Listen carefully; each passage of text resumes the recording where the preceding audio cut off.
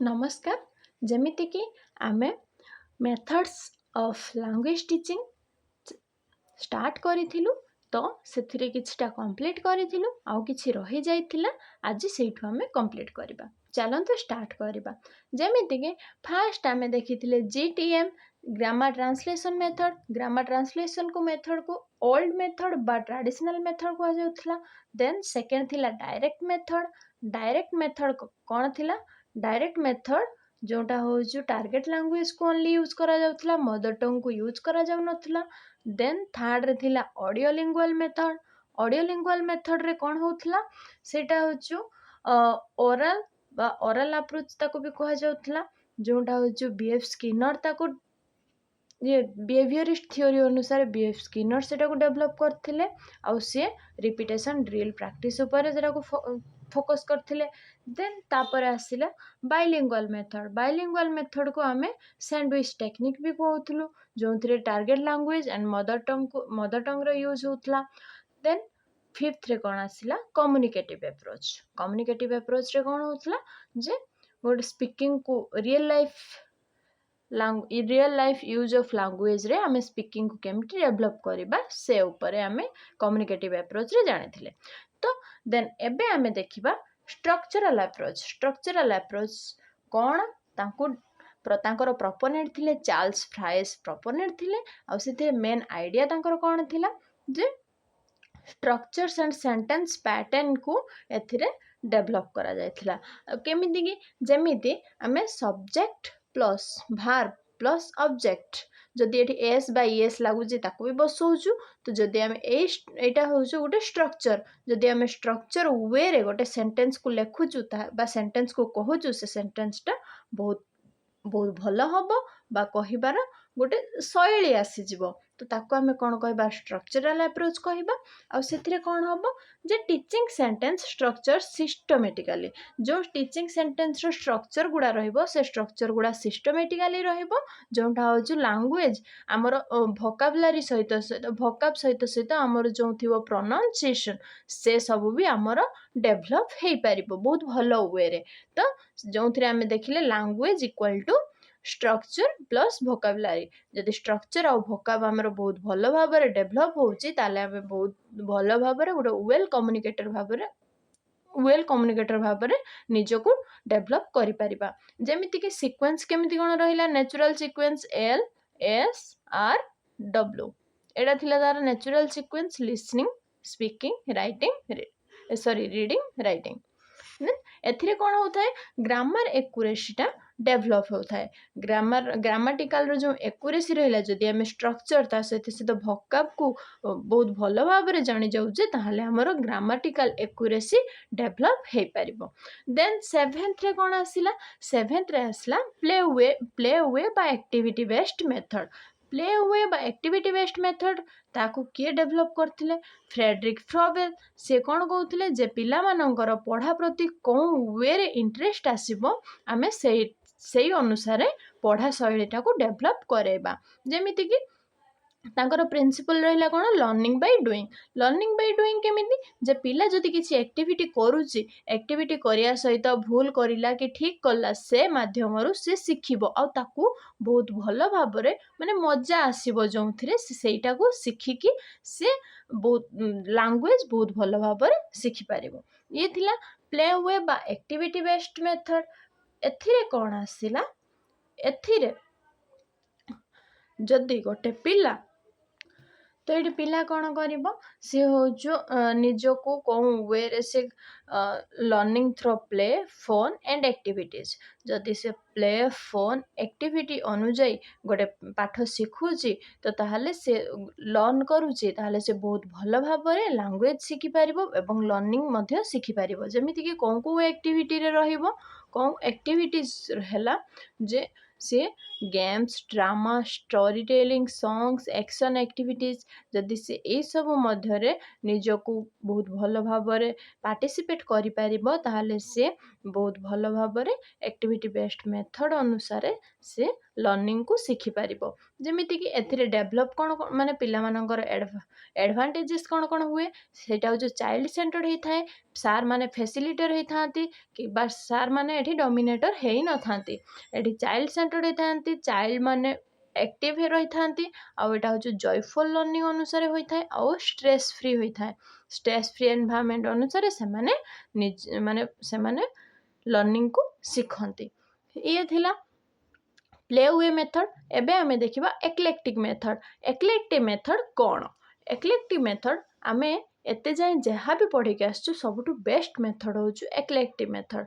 Eclectic method रे पिला कौन करे combination of different methods according to need. माने जत्ते बेले जो पिला जो मेथड नीड करुच्ची सेते बेले ताकू सेई मेथड दबा दरकार। आ एटा एथिरे कोन फोकस करा जाए फ्लेक्सिबल एंड प्रैक्टिकल अप्रोच को बहुत भल भाव फोकस करांती। आ एथिरे कोन हुए एटा होचो गुटे यूजिंग द बेस्ट फीचर्स ही थाए। आ एटा पिला माने जदी गोटे पिला कोठी होचु तारो डायरेक्ट लैंग्वेज शिखिबार असुविधा होची ताकू मदर टंग अनुसार बुझे कि ताकू डायरेक्ट लैंग्वेज शिखेबा जदी सेठी हमें कोन यूज करि पारिया बाइलिंगुअल मेथड यूज करि पारिबा। जदी गोटे पिला होचु हो जो कोन से स्पीकिंग करि पारुची किंतु होचु से तो जमिति देखिले गोटे पिला स्पीकिंग करुचु स्पीकिंग करिया सहित सहित से कोन करुचु कि होचु से अन्य मानक इमिटेट करुचु जेमिति कि आमे सेठी यूज करि परिबा जे बीएफ स्किनर जो ऑडियो लिंगुअल मेथड को आमे बहुत भलो भाव रे यूज करि परिबा। तो एक्लेक्टिव मेथड रे आमे नीड अनुसार सब मेथड को आमे यूज करि तो आमे यूज करिबा। ये थिला एक्लेक्टिव मेथड। आ एथिरे तार पिला मानकर कोन बी माने एडवांटेजेस होबो से तांकर लर्नर्स रो नीड अनुसार बा सिचुएशन अनुसार आमे जो मेथड जते बेले चाहिबा ताकू एडॉप्ट करि परिबा।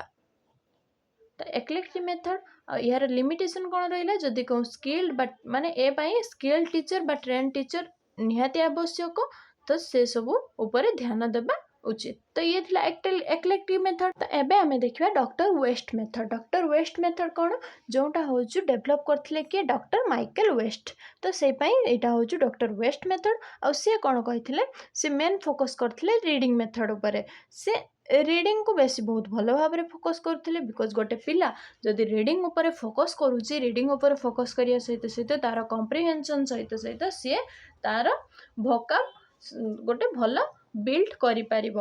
आ सी कौन करुथिले रीडिंग तो फोकस करुथिले किंतु कौन रीडिंग साइलेंट रीडिंग को अधिक फोकस करुथिले जेमति teaching English as a foreign language सेटा से डेवलप करथिले किंतु बिलीव करुथिले कौन reading is the most beautiful skill. Reading is the most beautiful skill. जदि गोटे पिला बहुत भल भाव में पढ़ुचु ताहले से तार भोकाब बा प्रोनाउंसिएशन को बहुत भल भाव में क्लियर करि पारुची।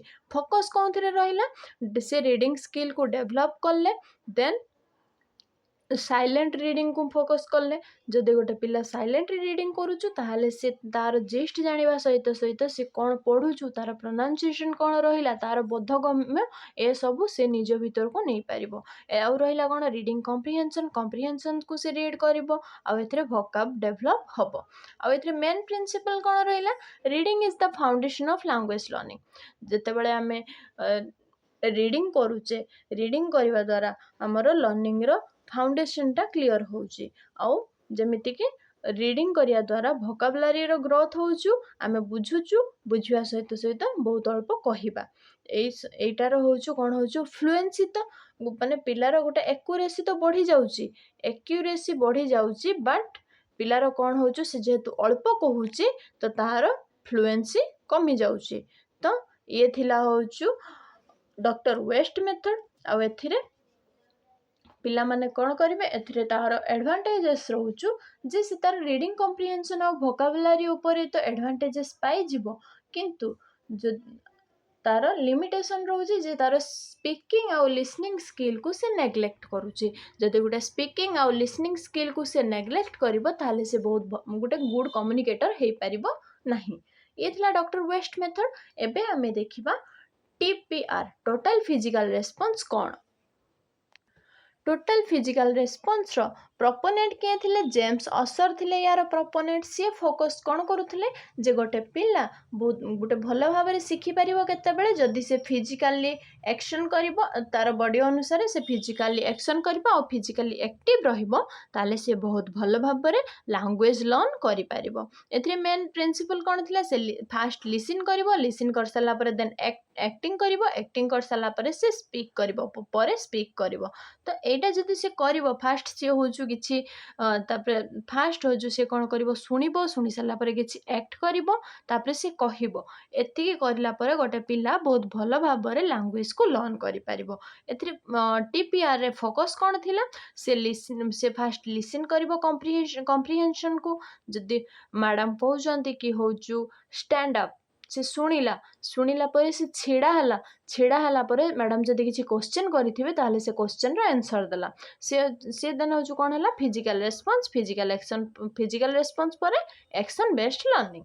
ये थिला फोकस रहिला परे यार एडवांटेजेस कोन कोन रहिला।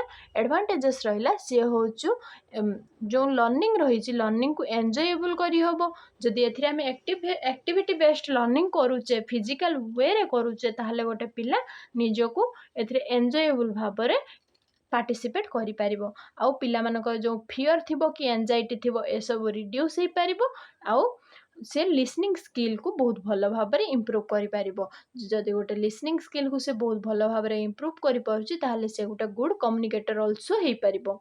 तो तापरे एटा बहुत भल को मानक पई बिगनर्स मानक पई जो पिला माने बिगनर्स थिबे से मानको जदि हमें ए वे रे पढौचू ताहले से बहुत भल भाबरे सिखि पारिबे। एथिरे लिमिटेशन कौन रही जे होचु usefulness for advance language teaching.